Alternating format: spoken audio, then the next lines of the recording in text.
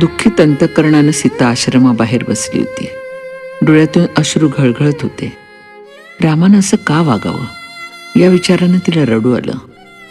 आश्रमातील मुलींचं लक्ष तिच्याकडे गेलं. त्या मुलींनी ही गोष्ट वाल्मिकी ऋषींच्या कानावर घातली. वाल्मिकी ऋषी बाहेर आले आणि पाहतात तो काय, इथं रामपत्नी सीता. त्याने तिला तात्काळ ओळखलं. त्यांनी सीतेची विचारपूस केली. सीतेकडून त्यांना खरी वस्तुस्थिती कळून आली.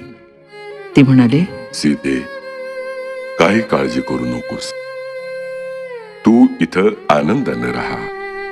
माझ्या आश्रमातल्या तापसकन्या तुझी काळजी घेतील. हं? काही दिवसांनी वाल्मिकी ऋषींच्या आश्रमात सीता बाळंत झाली. तिला 2 सुपुत्र झाले. त्यांची नावं वाल्मिकी ऋषींनी कुश आणि लव अशी ठेवली. वाल्मिकी ऋषींनी त्या बालकांचे उत्तम प्रकारे पालनपोषण केलं. त्यांना सर्व विद्या शिकवून विद्या विभूषित केलं. कुश आणि लव दोघांना जन्मताच गायनकला उत्तम अवगत होती. त्यांचा गळाही गोड होता. ते सुरेल गायन करायचे. म्हणून वाल्मिकी ऋषींनी त्यांना रामचरित गाण्याला प्रोत्साहन दिलं. काही काळ लोटल्यानंतर रामाच्या मनात आलं की जनकल्याणासाठी आपण अश्वमेध यज्ञ करावा. देशोदेशीच्या राजांना आमंत्रणं गेली. ऋषी मुनी आले, विद्वान ब्राह्मण पुरोहित आले, विभीषण आला, वाल्मिकी ऋषी आले. बरोबर त्यांनी कुशलव यांना आणलं होतं. मात्र वाल्मिकी ऋषींनी त्यांना एक सूचना देऊन ठेवली होती. बाळांनो, तुमच्या गोड गळ्यानं रामचरित्राचं जिथे जिथे शक्य होईल तिथे तिथे गायन करा.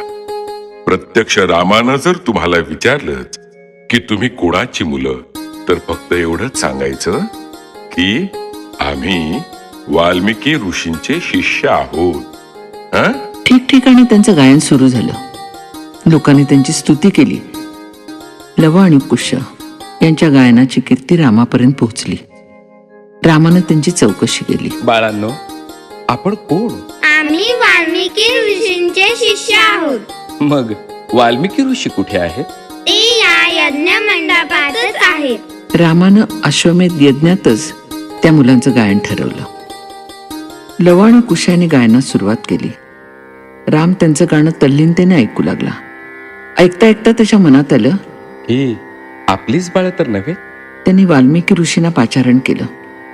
वाल्मिकी ऋषी येताच त्यांना वंदन करून त्यांनी मुलांच्या गायनाची खूप प्रशंसा केली. त्यावर वाल्मिकी म्हणाले, श्रीरामा, ज्यांचं गायन तू आता ऐकलंस ती तुझीच मुलं आहेत. सीतामाई माझ्याच आश्रमात आहेत. त्यांचं बाळणपण आणि या मुलांचं संगोपन माझ्याच आश्रमातल्या तापसी मुलींनी उत्तम प्रकारे केलंय. मुनिवर्य, सीता पवित्र असेल तर तिने या दरबारात येऊन लोकापवाद दूर करण्यासाठी पुन्हा एकदा दिव्य करावं अशी माझी इच्छा आहे. जानकी आली. रामाला वंदन करून ती भूमीला उद्देशून म्हणाली, हे भूमाते, मी जर खरोखरच पवित्र असेन तर तू तात्काळ मला तुझ्या पोटात घे. श्रीराम श्रीराम श्रीराम. क्षणात धरणी दुभंगली आणि सीता भूमातेच्या उदरात कडक झाली. रामासह सारी प्रजा हळहळली. एकूण आपलं कार्य संपलंय हे रामाच्या ध्यानी आलं. आता आपणही आपली जीवितयात्रा संपवावी असं त्याला वाटू लागलं. राम अवतार संपवणार हे कळताच लक्ष्मणानं त्याच्या आधीच आपली जीवितयात्रा संपवली.